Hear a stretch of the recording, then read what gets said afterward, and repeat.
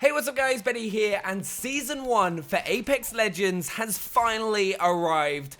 Season 1 has brought with it a whole bunch of updates that you're going to want to be aware of, and has finally kicked off a load of activity and resets that we can now expect on a weekly basis from new legends, new weapons, and items, and so much more. So in this video, I'm going to go through everything that is now available through the Season 1 launch, which is called Wild Frontier. Something to be aware of is that rewards during Season 1 will remain unique to this season and won't be available to be attained in the future. So let's importantly start off with the Battle Pass, which has 110 tiers worth of loot and rewards for you to earn throughout the season, which will run until June. There are two versions for you to purchase, the regular pass which costs 950 Apex coins, and then the Battle Pass bundle which costs 2,800 Apex coins. Now, if you play a lot of Apex, I'd recommend just going for the 950 coin one, because you'll get all 110 tiers over the 3 months anyway. Now, when you purchase the Battle Pass, there are over 100 unique items for you to earn, which you'll get every time you rank up. Though importantly, for those of you that don't want to get the Battle Pass, there's still a bunch of free rewards for you to get your hands on, including a Wild Frontier Legend skin, 5 Apex packs, and 18 Frontier themed stat trackers, which we'll get onto a little bit later on in the video. Respawn have also added a couple of features that you may have missed into Apex Legends that you can use to maximize the speed that you level up through the Battle Pass, so you can get some of the better rewards, including these two legendary reactive camo skins for the Havoc. The main feature for you to take advantage of to maximize your Battle Pass points is through the Legend bonus. Now, the Legend bonus allows you to get an additional 25,000 Battle Pass points each week with every legend. This means you are rewarded for playing with every legend in the game, so if you want to get to the highest level as quickly as possible, make sure you're getting the maximum experience by playing with every legend and getting all those bonus Battle Pass points every single week. And for those of you that don't know what a reactive camo is, which is Season 1's top reward when you finally manage to reach the max level. It's a camo that will change when you reach certain kill milestones with the weapon, which will make it look absolutely incredible when you manage to reach that max tier. The two that are available are the Silver Storm and the Golden Idol, which are both for the Havoc. I also think it's a nice little feature that you can't see the camo until you've earned them with the Battle Pass. Other awesome rewards that are in this Battle Pass include weapon skins and Battle Pass point bonuses to help you rank up even quicker when playing with friends. Another amazing update, and one that we've been expecting, is the brand new legend added to the roster, Octane. Now, Octane, the high-speed daredevil, looks like he'll be another incredible offensive legend to play as in Apex Legends, because he has the ability to have incredibly fast movement to either get out of a fight or into one, alongside having a fairly small hitbox. His passive ability is Swift Mend, which means that when you're not taking damage, you'll be gaining 1 health every 2 seconds, which is going to be amazing in so many situations. Firstly, between fights where you're normally trying to scavenge for syringes or hoping a lifeline will drop her dock drone for you. But it's also an important passive to have because of Octane's tactical ability. So Octane's tactical ability is called Stim, which allows Octane to move 30% faster for 6 seconds, but costs health to use. While active, Octane will be affected less by attacks that cause slowdown. You also won't be able to spam it because it has a 2-second recharge between uses. But what's so amazing about this tactical is because there are so many ways that you can take advantage of it.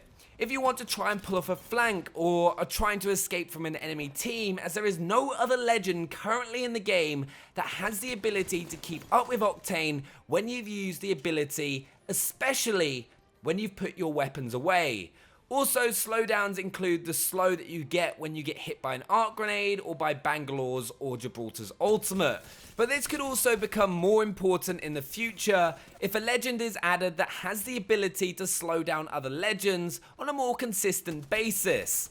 Octane's ultimate ability is Launch Pad, which allows him to place down a jump pad that catapults players through the air, and it has a 90-second cooldown time, so you can use it fairly often in a match of Apex Legends.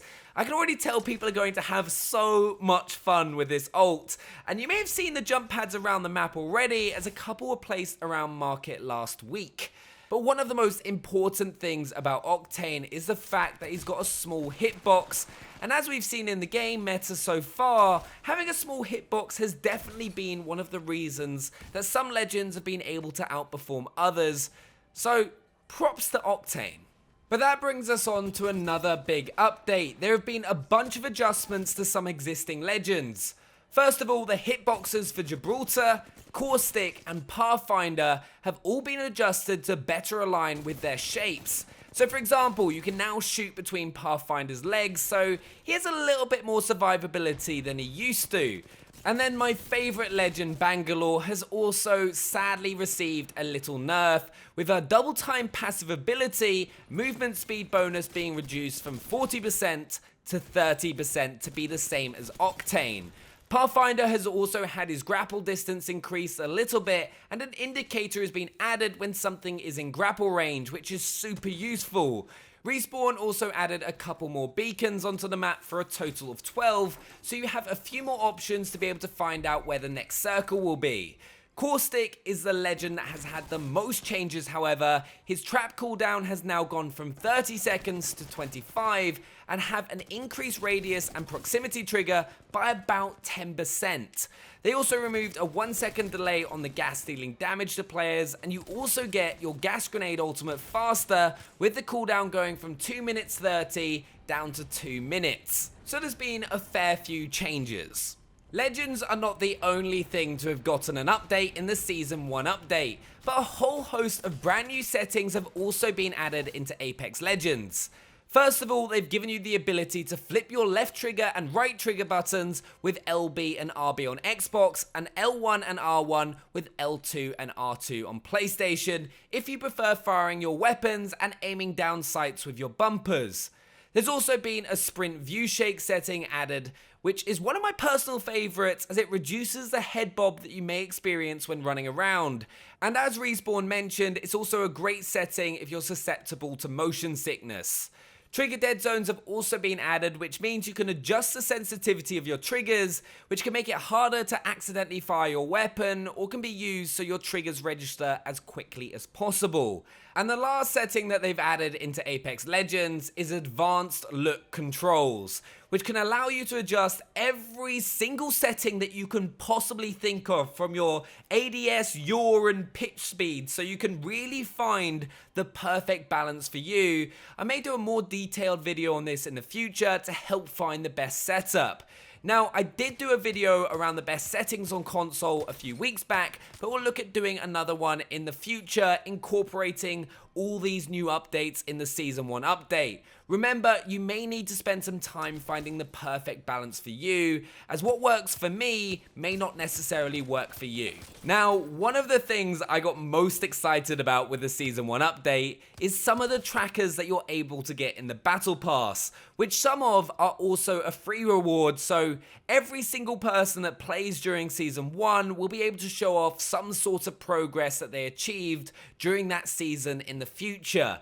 So in the future, these trackers will allow you to see your progress from season to season, as you'll be able to monitor and show off on your player card the amount of wins you got with a particular legend, or the amount of damage you do, or the number of kills that you managed to pick up in that 3-month period that season was active, and then you can try and beat your score in the next season. Another thing to remember is that in the Battle Pass, you also have the ability to earn more Apex coins, which you can use to buy the next season Battle Pass, or to purchase Apex packs if you want to. So just like in games like Fortnite, you do have the ability to earn the next season's Battle Pass by completing this season, which I think is a nice little touch and means you don't have to keep spending £7.19 on Xbox if you have EA Access, or £7.99 on PlayStation. There have also been a whole host of bug fixes to the game, which I'll leave a link to the full patch notes down in the description if you really want to go in depth on those. But that's it. Those are all the major additions that have been added to Apex Legends in Season 1 Wild Frontier. Make sure to let me know down in the comments below what your favorite addition with Season 1 has been and what you want to see in the game's next update, because remember, we're going to be getting a ton of new updates on a weekly basis, from new weapons, new legends, new items, loads of stuff to look forward to. And if you're new to the channel, do make sure to subscribe if you're a fan of Apex Legends, as I'm making regular Apex Legends content right here on the channel. And smash that thumbs up button, and I'll see you guys next time. Bye!